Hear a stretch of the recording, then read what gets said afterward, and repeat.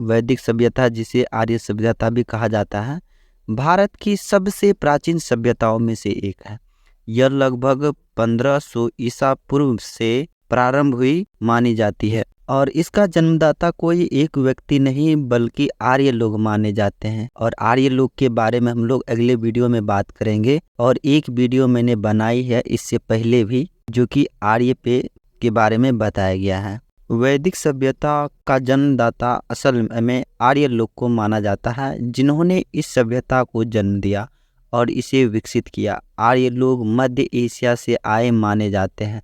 ये पश्चिमी इतिहासकारों का मानना है, जो धीरे धीरे उत्तर भारत के क्षेत्र में बस गए और यहाँ अपनी संस्कृति, धर्म और जीवन शैली का विस्तार किया। वैदिक सभ्यता का विभाजन 2 भागों में किया गया था, ऋग्वैदिक काल तथा उत्तर वैदिक काल। ऋग्वैदिक काल को 1500 से लेकर 1000 ईस्वी के समय के बीच को माना गया, जबकि उत्तर वैदिक काल को 1000 से लेकर 600 ईसा पूर्व के बीच माना गया है। वैदिक सभ्यता का इतिहास 4 प्रमुख वेदों पर निर्भर करता है, ऋग्वेद, सामवेद, यजुर्वेद और अथर्ववेद। कहा भी जाता है ये इन चारों वेदों का निर्माण भी वैदिक सभ्यता के दौरान ही हुआ था। इन वेदों के माध्यम से वैदिक सभ्यता का इतिहास सामने आता है।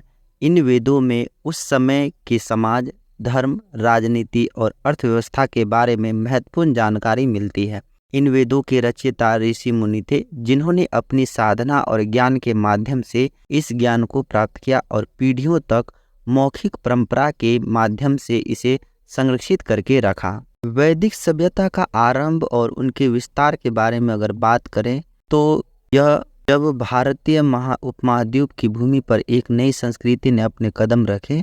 इन लोगों को आर्य कहा गया और उनके जीवन का एक ही उद्देश्य था, सत्य की खोज और जीवन को सरलता एवं धार्मिकता के मार्ग पर ले जाना। आर्यों के आगमन के साथ ही भारतीय भूमि पर वैदिक सभ्यता का आरंभ होना शुरू हो गया। प्रारंभिक जीवन में और समाज में आर्य लोग मुख्यतः ग्रामीण समाज में रहते थे। उनके जीवन का अधिकांश हिस्सा खेती, बाड़ी और पशुपालन में व्यतीत होता था। उनके जीवन का आधार प्रकृति और पर्यावरण से जुड़ा हुआ था।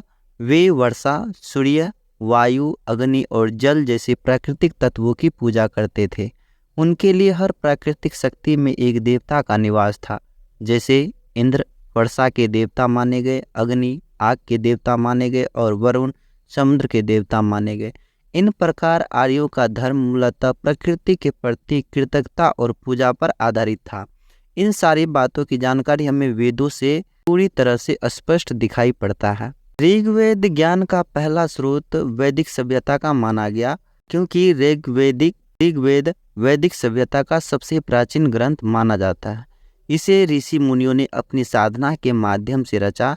इसमें लगभग 1028 मंत्र और भजन है, जिनमें देवताओं की महिमा का वर्णन और उनके प्रति आस्था का प्रदर्शन। ऋग्वेद के माध्यम से हम उस समय की सामाजिक और धार्मिक परंपराओं को समझ सकते हैं। आर्यों का जीवन सरल था, लेकिन उनके पास एक उच्च विचारधारा थी। वे धर्म, ज्ञान और जीवन के उद्देश्य के बारे में गहन विचार करते थे। ऋग्वेद में ज्ञान, सत्य और धर्म के महत्व पर विशेष ध्यान दिया गया है।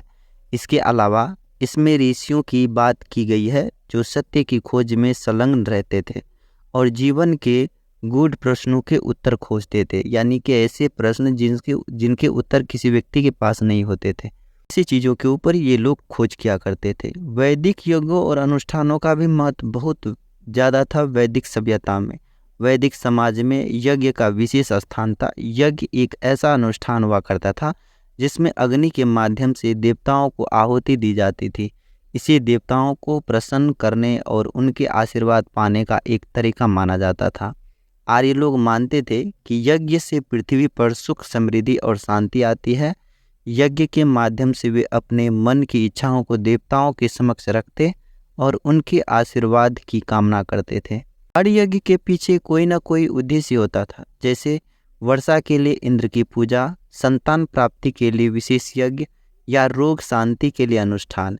इस प्रकार यज्ञ वैदिक जीवन का अभिन्न अंग था और इसके साथ साथ समाज में पुजारियों या पुरोहितों की महत्वपूर्ण भूमिका थी, जो यज्ञ को संपन्न कराते थे। वैदिक सभ्यता की सामाजिक संरचना और वर्ण व्यवस्था को 4 वर्णों में बांटा गया था: ब्राह्मण, क्षत्रिय, वैश्य और शूद्र। ब्राह्मण का कार्य शिक्षा और धर्म से जुड़ा था, क्षत्रिय का कार्य रक्षा और प्रशासन से, वैश्य का कार्य व्यापार और कृषि से और शूद्र का कार्य सेवा से जुड़ा हुआ था। हालांकि इन व्यवस्था का प्रारंभिक उद्देश्य समाज को व्यवस्थित करना और हर व्यक्ति को उसके गुणों के आधार पर कार्य सौंपना था, लेकिन बाद में इसमें कठोरता आ गई और जन्म के आधार पर इस वर्गीकरण को देखा जाने लगा। इस वर्ण व्यवस्था ने समाज में स्थिरता तो दी, लेकिन भविष्य में इसके कारण सामाजिक असमानता और भेदभाव भी पैदा हो गए, जो कि आज हम लोग को देखने के लिए मिलता है। पारिवारिक जीवन और महिला सम्मान के बारे में वैदिक सभ्यता में विशेष महत्व रखता था। परिवार का मुखिया पिता होता था, लेकिन महिलाओं को भी सम्मान की दृष्टि से देखा जाता था। महिलाएं धार्मिक कार्यों में भाग लेती और उन्हें शिक्षा का अधिकार भी प्राप्त था। वैदिक काल की कई विदुषी महिलाओं के नाम हमें मिलते हैं, जैसे अपाला, घोषा और लोपामुद्रा। इस समय में महिलाएं अपने विचार व्यक्त करने के लिए स्वतंत्र थी और समाज में उनकी स्थिति उच्च थी। बाद के वेद और धार्मिक विकास के बारे में अगर बात करें तो ऋग्वेद के बाद अन्य वेदों की रचना हुई, जैसे सामवेद, यजुर्वेद और अथर्ववेद। वेद में संगीत और भक्ति का महत्व बताया गया है, जबकि यजुर्वेद यज्ञों के नियम और अनुष्ठानों का वर्णन करता है। अथर्ववेद में जादू टोने, रोगों से बचाव और उपचार के लिए मंत्र दिए गए हैं। इन चारों वेदों के साथ उपनिषदों की रचना भी हुई, जो जीवन और आत्मा के गूढ़ रहस्यों को सुलझाने का प्रयास करते हैं। उपनिषदों ने वैदिक धर्म को और भी गहरा और गंभीर बना दिया। में आत्मा, ब्रह्मा, पुनर्जन्म और मोक्ष जैसे विषयों का वर्णन मिलता है। उपनिषदों में यह बताया गया है कि मनुष्य का उद्देश्य मोक्ष प्राप्त करना है, जो कि आत्मा का परमात्मा में विलय होना है। इन उपदेशों ने भारतीय दर्शन को नई दिशा दी और वेदों के ज्ञान को एक और ऊंचाई पर पहुंचाया। वैदिक सभ्यता का अंतिम काल आते आते समाज में कई बदलाव आने लगे। भौतिकता बढ़ने लगी, धार्मिक परंपराएं जटिल होती गई और धीरे धीरे यह सभ्यता पतन की ओर बढ़ने लगी। फिर भी वैदिक सभ्यता ने भारतीय समाज, धर्म और संस्कृति पर गहरा प्रभाव डाला, जो आज भी हमारे समाज में विद्वान है। सभ्यता ने हिंदू धर्म की नींव रखी और इसके विचार जैसे कर्म, धर्म, सत्य और मोक्ष आज भी भारतीय जीवन का अभिन्न अंग बन गया है।